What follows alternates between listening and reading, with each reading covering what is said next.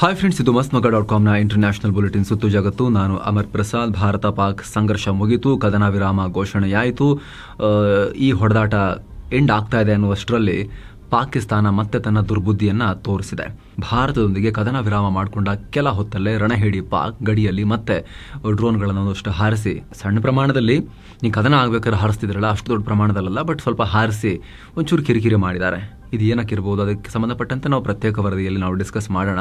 ಇದು ಬುಲೆಟಿನ್ ಆಗಿರೋದ್ರಿಂದ ಕ್ವಿಕ್ ಆಗಿ ಅಪ್ಡೇಟ್ಸ್ ನಿಮಗೆ ಇದರಲ್ಲಿ ನೀಡಿಬಿಡ್ತೇವೆ. ಶನಿವಾರ ಸಂಜೆ 5 ಗಂಟೆ ಸುಮಾರಿಗೆ ಕದನ ವಿರಾಮ ಆಗಿದೆ ಅಂತ ಎರಡೂ ರಾಷ್ಟ್ರಗಳು ಒಪ್ಕೊಂಡಿದ್ವು. ಆದರೆ 7:45 8 ಗಂಟೆ ಹೊತ್ತಿಗೆ ಪಾಕ್ ಮತ್ತೆ ಈ ರೀತಿ ಮಾಡಿದೆ.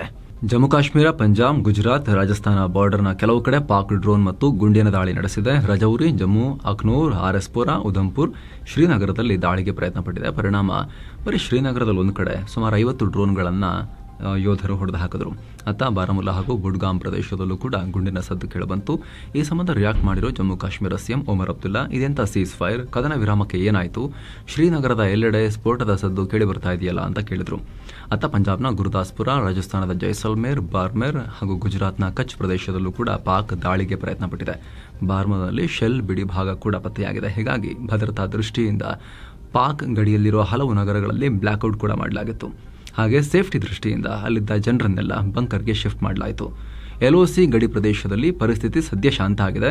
ಸ್ವಲ್ಪ ಹೊತ್ತು ಕಿರಿಕಿರಿ ಮಾಡಿ ಆಮೇಲೆ ತೆಪ್ಪಗಾದರು ಪಾಕಿಗಳು. ಆದರೂ ಕೂಡ ಹೈ ಅಲರ್ಟ್ ಘೋಷಿಸಲಾಗಿದೆ. ಅತ್ತ ಶ್ರೀ ಗುರು ರಾಮದಾಸ್ ಜಿ ಇಂಟರ್ನ್ಯಾಷನಲ್ ಏರ್ಪೋರ್ಟ್ ಸೇರಿದ ಹಾಗೆ ಅಮೃತ್ಸರ್ನಲ್ಲಿ ಟೈಟ್ ಸೆಕ್ಯೂರಿಟಿಯನ್ನು ನಿಯೋಜನೆ ಮಾಡಲಾಗಿತ್ತು. ಹಾಗೆ ರೆಡ್ ಅಲರ್ಟ್ ಘೋಷಿಸಿ ಜನರಿಗೆಲ್ಲ ಮನೆಯಿಂದ ಹೊರಬರದಂತೆ ಸಲಹೆ ಕೊಡಲಾಗಿತ್ತು. ಅಲ್ಲದೆ ಭದ್ರತಾ ಹಿತದೃಷ್ಟಿಯಿಂದ ಏರ್ಪೋರ್ಟ್ ಆವರಣದಲ್ಲಿರೋ ಗುರುದ್ವಾರ ಪ್ರವೇಶಕ್ಕೂ ಸಾರ್ವಜನಿಕರಿಗೆ ನಿರ್ಬಂಧವನ್ನು ಹೇರಲಾಗಿತ್ತು. ಇದರ ಬೆನ್ನಲ್ಲೇ ಭಾರತ ಪಾಕಿಸ್ತಾನಕ್ಕೆ ಸ್ಟ್ರಾಂಗ್ ವಾರ್ನಿಂಗ್ ಕೊಟ್ಟಿದೆ. ಈ ಬಗ್ಗೆ ಪಾಕಿಸ್ತಾನ ಬಹಳ ಸೀರಿಯಸ್ ಆಗಿ ಕ್ರಮ ತಗೋಬೇಕು, ಇಲ್ಲಾಂದ್ರೆ ಮತ್ತೆ ನಿಮಗೆ ಬಂದು ನಾವು ಜಾಡಿಸ್ತೀವಿ ಅನ್ನೋ ರೀತಿಯಲ್ಲಿ ವಿದೇಶಾಂಗ ಕಾರ್ಯದರ್ಶಿ ವಿಕ್ರಮ್ ಮಿಶ್ರಿ ಎಚ್ಚರಿಕೆ ಕೊಟ್ಟಿದ್ದಾರೆ. ಭಾರತ ಮತ್ತು ಪಾಕಿಸ್ತಾನದ DGMOs director generals of military operations ನಡುವೆ ಕದನ ವಿರಾಮ ಆಗಿತ್ತು. ಆದರೆ ಪಾಕಿಸ್ತಾನ ಸೇನೆ ಬ್ಯಾಕ್ ಟು ಬ್ಯಾಕ್ ಇದನ್ನು ಉಲ್ಲಂಘಿಸ್ತಾ ಇದೆ, ನಮ್ಮ ಮೇಲೆ ದಾಳಿಗೆ ಪ್ರಯತ್ನ ಪಡ್ತಾ ಇದೆ. ಇದಕ್ಕೆ ನಮ್ಮ ಸಶಸ್ತ್ರ ಪಡೆಗಳು ಮತ್ತೆ ವಾಪಸ್ ಸರಿಯಾಗಿ ಕೊಡಬೇಕಾಗತ್ತೆ, ಹುಷಾರ್ ನೀವು ಅಂತ ಹೇಳಿ ಎಚ್ಚರಿಕೆಯನ್ನ ಕೊಟ್ಟಿದ್ದಾರೆ.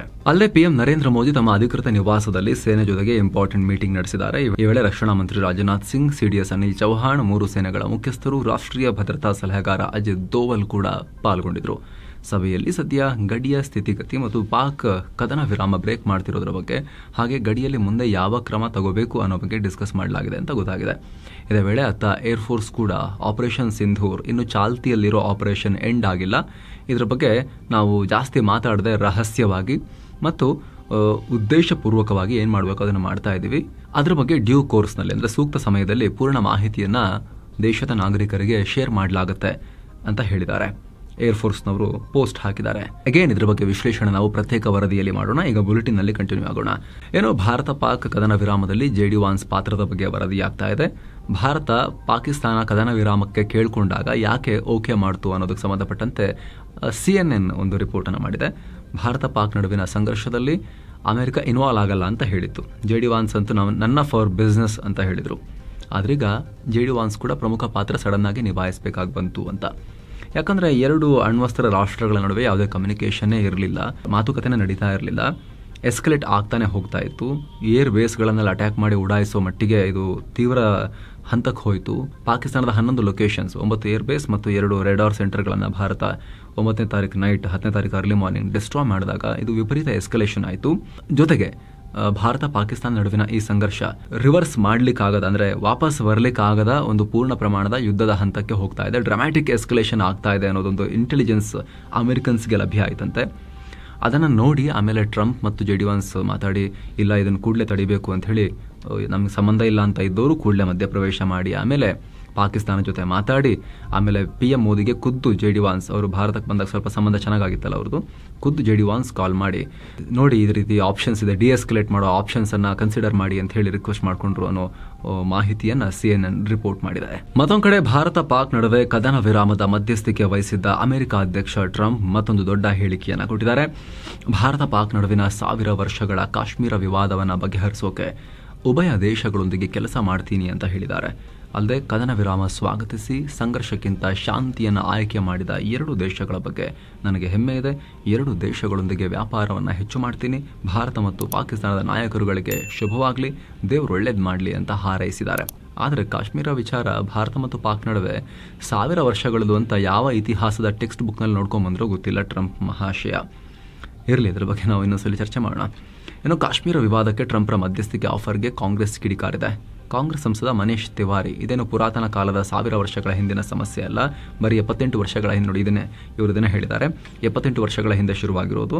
ಕಾಶ್ಮೀರ ವಿಚಾರದಲ್ಲಿ 3ನೇ ರಾಷ್ಟ್ರ ಅವಶ್ಯಕತೆ ಇಲ್ಲ, ಕಾಶ್ಮೀರ ವಿಚಾರವನ್ನು ಅಂತಾರಾಷ್ಟ್ರೀಯಗೊಳಿಸೋಕೆ ಭಾರತ ಬಿಡೋದಿಲ್ಲ ಅಂತ ಹೇಳಿದ್ದಾರೆ. ಆದರೆ ಅಮೆರಿಕದ ಮಧ್ಯಸ್ಥಿಕೆಯನ್ನು ಭಾರತ ಯಾಕೆ ಒಪ್ಕೊಳ್ತು? ಅಮೆರಿಕ ಏನಾದರೂ ಗ್ಯಾರಂಟಿ ಕೊಡುತ್ತಾ ಪಾಕ್ ಮೇಲೆ ಉಗ್ರವಾದಕ್ಕೆ ಸಪೋರ್ಟ್ ಮಾಡಲ್ಲ ಅಂತ AIMMನ OIC ಸೇರಿದಂತೆ ವಿಪಕ್ಷಗಳು ಪ್ರಶ್ನೆ ಮಾಡಿದ್ದಾರೆ. ಆದರೆ ಸ್ನೇಹಿತರೆ, ಜೈಶಂಕರ್ ಅವರ ಹೇಳಿಕೆ ನೋಡಿದ್ರೆ, ಸರ್ಕಾರಿ ಮೂಲಗಳ ಮಾಹಿತಿ ನೋಡಿದ್ರೆ, ಜೊತೆಗೆ ಇಂಟರ್ನ್ಯಾಷನಲ್ ಮೀಡಿಯಾ CNN ಮಾಡಿರೋ ರಿಪೋರ್ಟ್ ಕೂಡ ನೋಡಿದ್ರು ಕೂಡ ಅಮೆರಿಕ ಮಧ್ಯಸ್ಥಿಕೆ ವಹಿಸಿಲ್ಲ.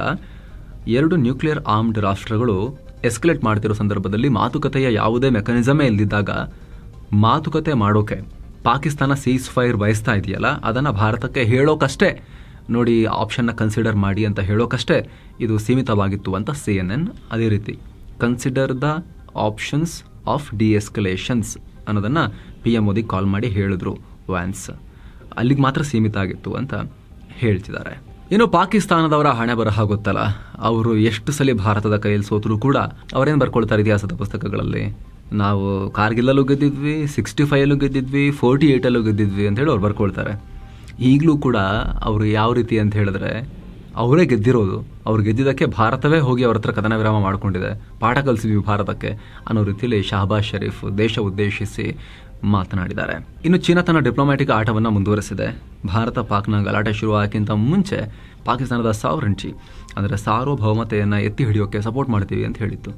ಜೋಶಲ್ಲಿ ಫುಲ್ ಓಡ್ ಬಂದು ಹಾರಿಬಿಟ್ಟಿತ್ತು, ಹಿಂದ್ಗಡೆಯಿಂದ ಚೀನಾ ಪುಷ್ ಮಾಡುತ್ತೆ ಅಂತ ಅಂದ್ಕೊಂಡು ಪಾಕಿಸ್ತಾನ ಸೇಫ್ ಮಾಡುತ್ತೆ ಅಂತ. ಆದರೆ ಗಲಾಟೆ ಶುರು ಆದಮೇಲೆ ಚೀನಾ ಕಪ್ಚುಪ್ ಒಂಚೂರು ಮಾತಾಡಿರಲಿಲ್ಲ, ಸೈಲೆಂಟಾಗಿ ಕೂತ್ಕೊಂಡ್ಬಿಟ್ಟಿದ್ರು. ಗಲಾಟೆ ಮುಗಿದು ಸೀಸ್ ಫೈರ್ ಆದ ತಕ್ಷಣ ಮತ್ತೆ ಬಂದಿದ್ದಾರೆ, ಈಗ ನಾವು ಪಾಕಿಸ್ತಾನದ ಸಾರ್ವಭೌಮತೆಯನ್ನು ಎತ್ತಿ ಹಿಡಿತೀವಿ ಅಂತ. ಅಂದರೆ ತನ್ನ ಸಾಕು ಮಗ ಪಾಕಿಸ್ತಾನವನ್ನು ಪೂರ್ತಿ ಬಿಡ್ಕೊಡದೆ ಯಾರೂ ಇಲ್ಲ ಅನ್ನೋ ಫೀಲಿಂಗ್ ಬರಬಾರ್ದು, ಅದಕ್ಕೆ ಆ ರೀತಿನೂ ನೋಡ್ಕೊಳ್ತಾ ಭಾರತವನ್ನು ಕೆಣಕದೆ ಚೀನಾ ಬ್ಯಾಲೆನ್ಸ್ ಮಾಡಿದೆ.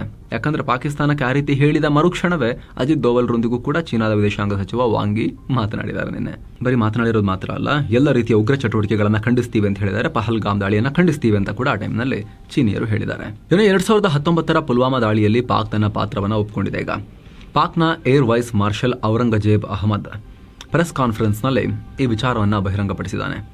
ಇದು ಪಾಕ್ನಿಂದ ನಡೆದ ಟ್ಯಾಕ್ಟಿಕಲ್ ಬ್ರಿಲಿಯನ್ಸ್, ಅಂದರೆ ನಮ್ಮ ಅದ್ಭುತ ಯುದ್ಧ ತಂತ್ರದ ಒಂದು ಗೆಲುವು ಇದು, ಅದು ಎಂಥ ಬ್ರಿಲಿಯಂಟ್ ಐಡಿಯಾ ಅದು ಅನ್ನೋ ರೀತಿಯಲ್ಲಿ ಓಪನ್ ಆಗಿ ಇಂಟರ್ನ್ಯಾಷನಲ್ ಮೀಡಿಯಾದವ್ರನ್ನ ಕೂರಿಸಿ ಪ್ರೆಸ್ ಮೀಟ್ ಮಾಡಬೇಕಾದ್ರೆ ಹೇಳಿದ್ದಾರೆ. ಇವರಿಗೆ ಮೋಸ್ಟ್ಲಿ ಬ್ರೈನ್ಗೂ ನಾಯಿಗೂ ಕನೆಕ್ಷನ್ ತಪ್ಪಿರುತ್ತೆ ಅನ್ಸುತ್ತೆ. ಒಂದು ವೇಳೆ ಮಾಡಿದ್ರು ಕೂಡ ಇಷ್ಟು ದಿವಸ ಮುಚ್ಚಿಟ್ಟಿರೋ ಸೀಕ್ರೆಟನ್ನು ಹಂಗೆ ಯಾರು ಹೇಳಿಬಿಡ್ತಾರ. ಇವ್ರ ತಲೆ ಸರಿ ವರ್ಕ್ ಆಗಲ್ಲ ಇವ್ರದ್ದು. Defence minister, foreign minister, prime minister, ಮಾಜಿ ಫಾರಿನ್ ಮಿನಿಸ್ಟರು ಎಲ್ಲ ಉಗ್ರವಾದವನ್ನು ನಾವು ಸಪೋರ್ಟ್ ಮಾಡಿದ್ವಿ ಹೌದು ಅಂತ ಹೇಳಿಕೆ ಕೊಟ್ಟಿದ್ರು. ಕದನ ನಡೀತಿರೋ ಟೈಮ್ನಲ್ಲಿ ಇಂಟರ್ನ್ಯಾಷನಲಿ ಟ್ರೋಲ್ ಆಗಿದ್ರು. ಈಗ ಪಾಕಿಸ್ತಾನದ ವಾಯುಪಡೆ ಮುಖ್ಯಸ್ಥ ಈ ಔರಂಗಜೇಬ್ ಒಂದು ಸರದಿ ವಿದೇಶಿ ವರದಿಗಾರರ ಮುಂದೆನೇ ಈ ರೀತಿ ಆತ ಹೇಳಿಕೆಯನ್ನು ಕೊಟ್ಟಿದ್ದಾನೆ. We did try to tell them with our tactical brilliance in Pulwama. So friends, ಇದಾಗಿತ್ತು ಇವತ್ತಿನ ಜಗತ್ತಿನ ಸುತ್ತಾಟ. ಮತ್ತೆ ಭೇಟಿ ಆಗ್ತಿರೋಣ. ನಮಸ್ತೆ.